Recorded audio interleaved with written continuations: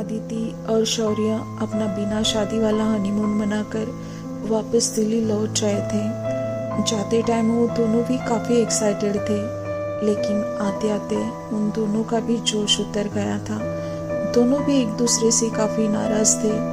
जो भी वहाँ हुआ था उन दोनों के बीच, उससे वो दोनों भी दुखी थे, मायूस थे।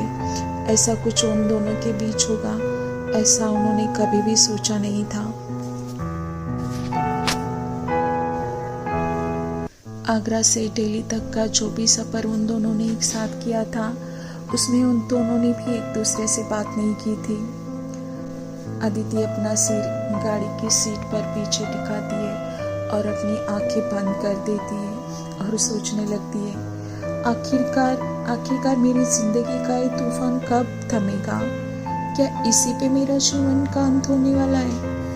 वही बार बार गिर जाना, फिर उठकर खड़े हो जाना, फिर खुद को संभालने की कोशिश करना और फिर से वही बिखर जाना। ये ऐसा कब तक चलेगा? आखिर कब तक? ये सब आपने मेरे क्यों लिखा है भगवान जी? क्या यही मेरी नियति होगी? अगर यही मेरी नियति है तो ऐसा मैंने क्या पाप किया था जो आपने इतना दर्द मेरे नसीब में लिख दिया है? सोचते सोचते गाड़ी घर के सामने कब पहुंच जाती है दोनों को भी पता नहीं चलता है। घर आने के बाद पता चलता है नंदिनी दीदी और भैया जी दोनों भी 8 दिन के लिए बाहर गए। उनको बिल्कुल भी आइडिया नहीं थी कि आदिति और शौर्य इतना जल्दी वापस लौट आएंगे। नंदिनी दीदी को घर पे ना देखते आदिति अपसेट हो जाती है।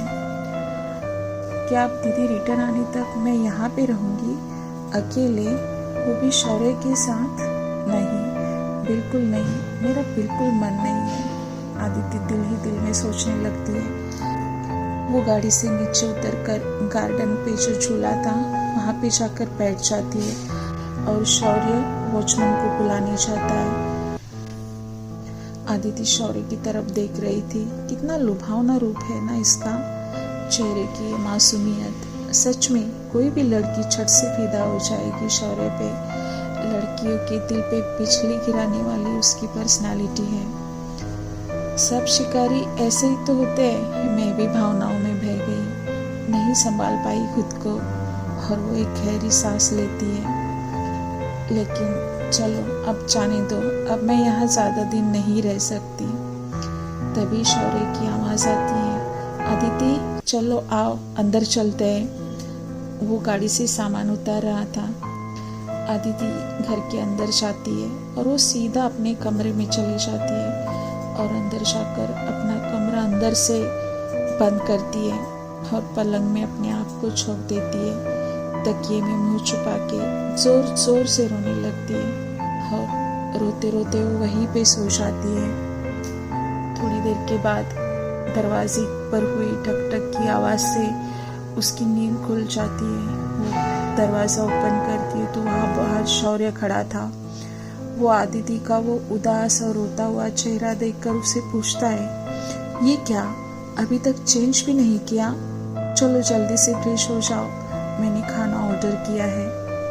और वो नीचे चला जाता है। थोड़ी देर बाद आदिति भी फ्रेश होकर नीचे डिनर के लिए जाती है। उसके घने लंबे बाल अभी भी गीले थे और उसके चेहरे पे अभी भी उदासी थी, लेकिन उस चेहरे का जो तेज था, जो चमक थी, वो किसी से छुप नहीं रही थी। शौर्य उसी को देख रहा था। शौर्य का मन भर आता है। ये वही आदिति है जिसको उसने अपने दिल से अपना माना था और उसे जी जान से प्यार किया था, उसको हंसाया था, खिलाया था और उसकी खूबसूरती में खोया था। अभी इसी समय सारा समय सिर्फ उन दोनों का था, क्योंकि घर पे कोई भी नहीं था और वो ऐसे उदास होकर बैठी थी। कल रात उन दोनों के बीच में हुआ, सच में वो सब जरूरी नहीं था। चीजें सॉल्व की जा सकती थी। मुझे आदिति को समझाना चाहिए था। अभी वो जो भी मानसिकता से गुजर रही है वो उसके लिए ऑलरेडी सब पेनफुल था, दर्दनाक था और कहीं ना कहीं आदिति ने उसमें अपना एक सच्चा साथी महसूस किया था। वो दिल की गहराई से शौर्य को प्यार कर रही थी। और लास्ट में ये सब, सच में ये सब नहीं होना चाहिए था। शौर्य सोचते ही जा रहा था। आज वो आदित्य के लिए खुद प्लेट लगाता है और उसे खिलाने की कोशिश करता है। नहीं शौर्य, मुझे भूख नहीं है, आदिति कहती है। आदिति, मुझे भी भूख नहीं है, लेकिन भूखे पेट सोना अच्छा नहीं है। चलो कुछ खा लो, मेरे लिए खा लो। उसके गीले बालों को सहलाते हुए शौर्य उसे कहता है, जितना चाहे तुम मुझ पे गुस्सा कर लो, लेकिन खाने पे मत निकालो। दोनों भी ना मन होते हुए भी डिनर कर लेते हैं। डिनर के बाद आदिति सोफे पे बैठकर टीवी ऑन करती है। शौर्य उसकी साइड में जाकर बैठ जाता है। आदिति उससे थोड़ा दूर होकर बैठती है। आदिति थोड़ा उससे दूर जाकर बैठती है। आदिति, ऐसे दूर बैठकर क्या तुम अपने दिल से मुझे दूर कर पाओगी? सच बताना, शौर्य उसे पूछता है। वही तो दुख है ना शौर्य, आदिति बोलती है। तुम्हारे साथ एक होना ही मेरी गलती थी। जब चाहा नजदीक आए, जब चाहा दूर चले जाए। वही चेहरे, वही घिनौने मुखौटे। छी छी, कितना घिनौना तरीका है तुम लोगों का, लोगों को यूं फंसाने का। आदित्य अभी भी गुस्से में थी। ऐसी बातें करके ही तुम मेरा दिल दुखाती हो।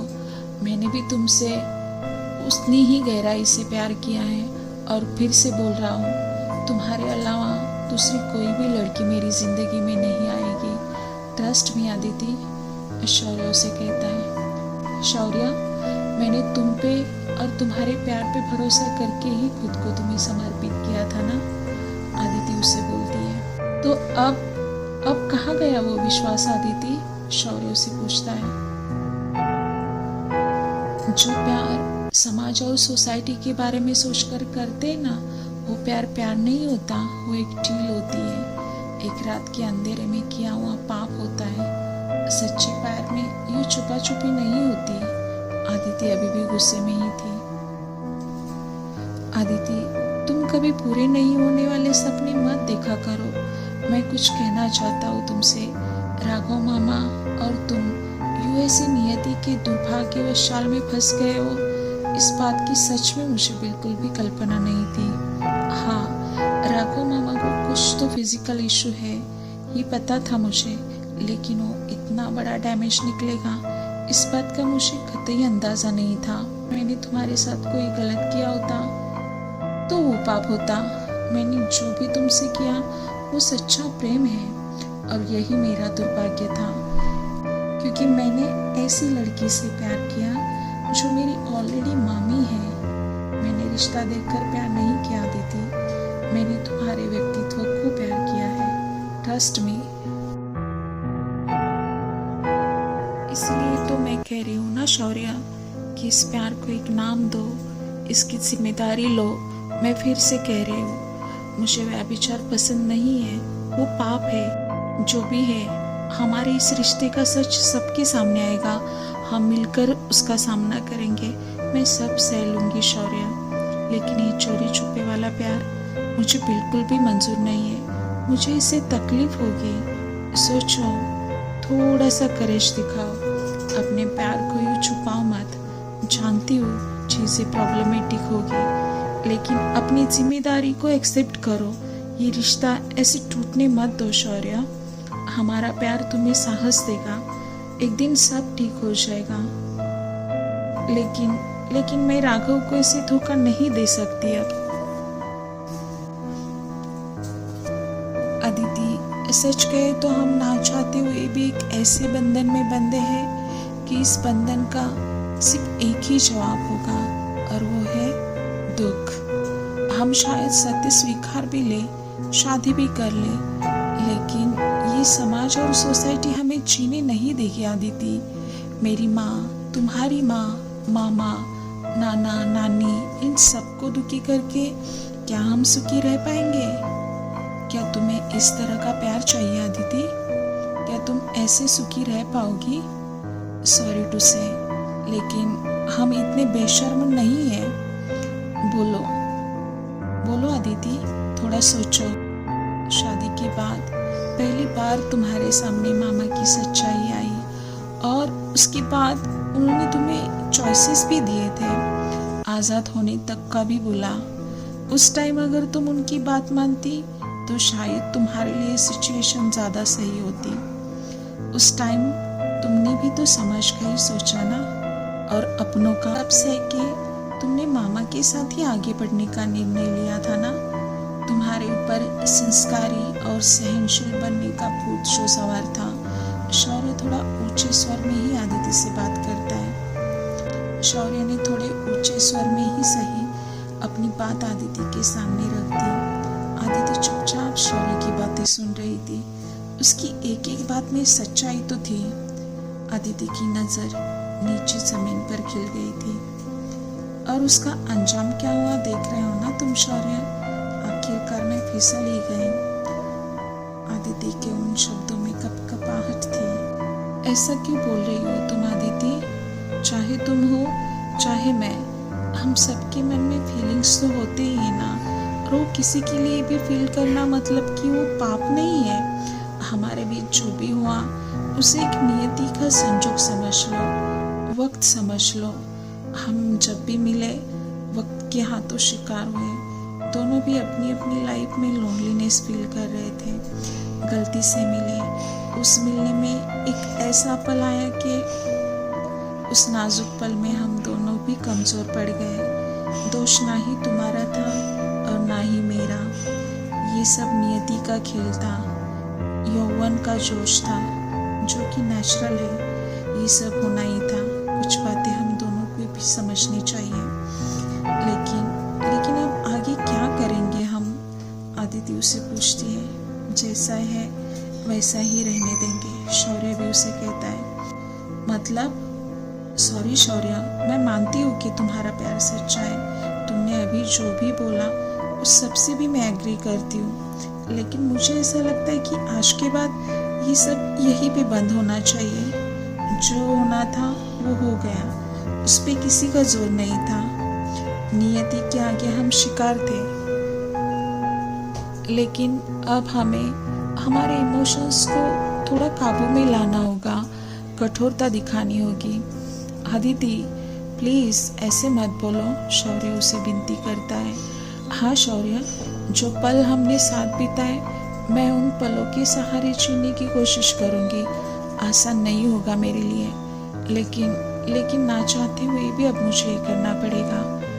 अगर तुम में हमारे रिश्ते को अंजाम देने का साहस नहीं है तो हमें अपने आप पर काबू रखना ही होगा शौर्य। हम यहीं पे रुकेंगे, कभी मिलेंगे भी नहीं। हमारा एक ही परिवार है। अगर कभी सामना होता भी है किसी रीज़न से तो जहाँ मैं हूँ वहाँ तुम मत आना। अगर हम दोनों मिलकर डिस्टेंस मेंटेन करेंगे तो कुछ टाइम बाद सब कुछ ठीक होगा। आदिति ने अपना निर्णय ले लिया था।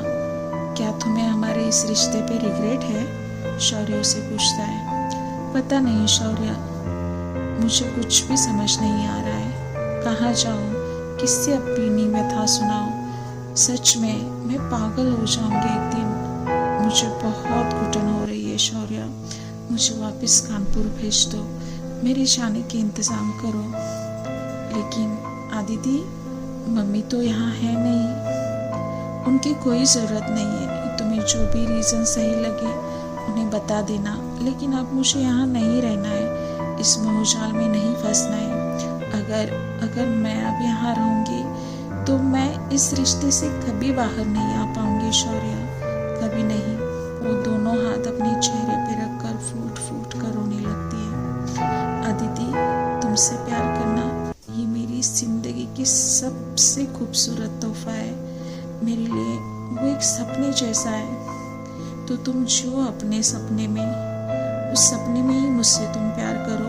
मैं यहाँ से जाना चाहती हूँ। मुझे रियलिटी को स्वीकार करना है, जो कि मैं करूँगी। आदिति रोते हुए उसे कहती है। ठीक है आदिति, मैं अरेंजमेंट करता हूँ, तुम शांत हो जाओ, रो मत। लेकिन तुम ऐसे रो मत, मुझे अच्छा नहीं लग रहा है। आदिति, मेरा प्यार छोटा नहीं है। मैं भी नियति के हाथ तो मजबूर हूँ। तुम मुझे थोड़ा सा समझने की कोशिश करो। उन दोनों की भी आंखें भर आती है और दोनों गाकर रोने लगते हैं। दोनों भी नियति के हत्थे मजबूर थे और दोनों भी उसके शिकार बन गए थे। दूसरे ही दिन आदिति कानपुर लौट आती है। वहाँ से आई हुई आदिति अभी कुछ अलग ही लग रही थी। कानपुर टू दिल्ली का वो जो भी 15 दिन का उसका सफ़र था वो बिल्कुल अलग था। बहुत कुछ बीत गया था इस सफ़र में उसको ऐसा लगा कि वो एक पूरा सपना था। एटलीस्ट वो ये खुद को समझाने की कोशिश कर रही थी, लेकिन उसका मन वो मानने को ही तैयार नहीं था कि कोई सपना नहीं, कोई आभास नहीं हुआ। वो एक कटु सत्य था और आदिति को वो कड़वा सच अब स्वीकारना ही था। कानपुर आने के बाद आदिति में जो बदलाव हुए थे उसको उसकी सास निर्मला जी नोटिस कर रही थी। आदिति सबसे बहुत कम बात कर रही थी। पहले घंटों गार्डन में बिताने वाली आदिति अब उसकी तरफ देख भी नहीं रही थी। सबके लिए खाना बनाना उसका पसंदीदा शौक था, लेकिन अब वो सिर्फ खाना खाने के लिए डाइनिंग टेबल पे आती थी और खाना खाने के बाद तुरंत अपने कमरे में चली जाती थी। कभी अगर हॉल में बैठने के लिए बोला जाए तो कुछ टाइम के लिए वो ज़रूर बैठती थी, लेकिन सिर्फ उनका मन रखने के लिए। वहाँ बैठ के भी वो किसी से बात नहीं करती थी। ये सभी चेंजेस निर्मला जी नोटिस कर रही थी। आखिर एक दिन ना चाहते हुए भी वो उससे पूछती है, आदिति दिल्ली से आने के बाद तुम बहुत चुप चुप रहने लगी हो, क्या बात है? नंदिनी ने तुम्हें कुछ कहा तो नहीं? कुछ बोला भरा तो नहीं बोला? वो है थोड़ी नादान, कुछ भी बोलती रहती है। अगर उसने तुम्हें कुछ बोला है तो दिल पे मत लो। हाँ वो है मुंहफट, लेकिन दिल की बहुत अच्छी है। अरे नहीं माँ जी, नंदिनी दीदी तो बहुत अच्छी है, उन्होंने मेरा बहुत अच्छे से ख्याल रखा। हाँ वो ज़्यादा घर पर नहीं रहती थी, उनका कुछ न कुछ रहता ही था, लेकिन जितना भी टाइम वो मेरे साथ रही वो टाइम हमने बहुत एंजॉय किया। सब लोग अच्छे हैं।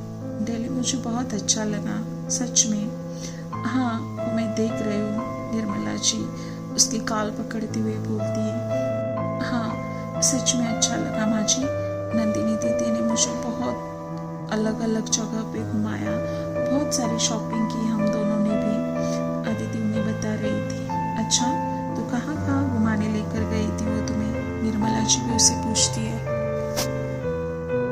पूरा दिल्ली शहर और दिल्ली के बाहर के नियर बाय जो भी जितने भी प्लेसेस थे, आगरा, मथुरा, फतेहपुर सिकरी और भी बहुत सारी जगह पे हम दोनों घूमने गए थे। अरे वाह, अच्छा खासा टाइम निकाला फिर तो नंदिनी ने अपनी भाभी के लिए। हमारे लिए तो कभी नहीं निकाला उसने। जब भी देखो तभी पार्टी, शॉपिंग, फंक्शन, इन सब में ही बिजी रहती है। लेकिन चलो अच्छा लगा मुझे सुनकर कि उसने तुम्हारे लिए टाइम निकाला। नहीं माँ, वो नहीं आई थी मेरे साथ घूमने, आदिति लड़खड़ाते हुए निर्मला जी को बोलती है। ओह फिर कौन आया था? कोई टूरिस्ट बस तो नहीं पकड़ाई थी ना उसने तुम्हें? कर सकती हो ऐसा? उसको अपने और अपने उन दोस्तों के आगे कुछ नहीं दिखता। नहीं ऐसा नहीं है माँ, शौर्य और मैं साथ में घूमने गए थे। आदिति धीरे से लेकिन एकदम शांत स्वर में कहती है। निर्मला जी आदिति की तरफ देखती है। आदिति नीचे देखते हुए अपनी चूड़ियों को आगे पीछे कर रही थी। निर्मला जी की नज़र में नज़र नहीं मिलाना चाहती थी वो। ओह अच्छा, शौर्य के साथ? हाँ अगर शौर्य साथ था तो फिर क्या, फिर तुमने अच्छे से एंजॉय किया होगा। बहुत बदमाश है वो, कभी रुकता नहीं है, सिर्फ पक बचपन में भी सेम ऐसा ही था, अभी भी वैसा ही, कुछ फर्क नहीं आया है उसमें। इतना बड़ा हुआ है तो भी खाने पीने का बहुत शौकीन है वो। बस अच्छा खाना बना कर खिलाते रहो और हो गया। तुम्हें भी सताया होगा ना उसने, ये बनाओ वो बनाओ करके, है ना आदिति? हाँ बहुत कुछ बनाया था मैंने। नंदिनी दीदी तो घर पे ज़्यादा रहती नहीं थी, तो मैं हमारे लिए कुछ न कुछ बनाती रहती थी। आदिति उन्हें कहती है। चलो तुम्हारा जाना और फ्रेश होकर आना सच में मुझे बहुत अच्छा लगा। ऐसे ही आते जाते रहना, घूमते चलते फिरते रहना, इससे तुम्हारे सबके साथ रिश्ते और भी मजबूत हो जाएंगे। रहना। निर्मला जी आदित्य के सर से हाथ घुमाकर बोलती है और वहाँ से उठती है। चलो जाओ, तुम भी थोड़ा आराम कर लो और मैं भी आराम करती हूँ, ऐसा बोलकर वहाँ से उठकर चले जाती है। आदित्य भी अपने कमरे में आराम करने के लिए वहाँ से चले जाती है।